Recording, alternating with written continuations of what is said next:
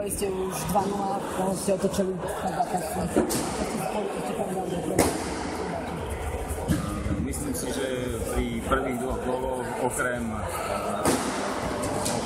svedomia našich hráčov by si mohli spýtovať svedomie aj rozhodcovia, keďže prvý gól napríklad padol v čase, keď Hurikán hral so 6 hráčmi na ploche.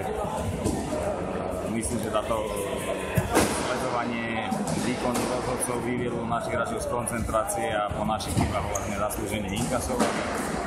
V druhej tretine sa vrátili do zápasu, opäť škoda našej chyby, keď Hurikán išiel do vedenia. V tretej tretine sme dorovnali. Myslím, že celý zápas bol vyrovnaný a prakticky ten nerozhodný výsledok na konci bol istým spôsobom aj spravodlivý, keďže sa hra predĺženie rozhodnúť sa musí, vyhralo šťastnejšie družstvo. Ja som Hurikán pred sezónou favorizoval na titul, myslím si, že je to kvalitné družstvo. Mrzia ma zranenia po jednom hráčovi na každej strane, aj keď vyplynuli vlastne z hry a nebol to nejaký nekorektný zápas ani z jednej strany.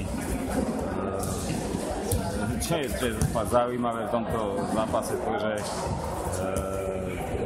tie góly, ktoré padli, väčšinou boli po chybách superov, ale družstva jedno aj druhé si vytvorilo dosť šancí na streľanie gólu. V týchto šanciach však strelci zlyhali, respektíve vynikol brankár. Čiže skôr by som povedal tak, že góly, ktoré padli, padnúť nemali, keby sa nerobili chyby. Naopak mali padnúť góly, ktoré si jedno aj druhé družstvo vypracovalo a v tomto zápase ich bolo dosť dobrý zápas.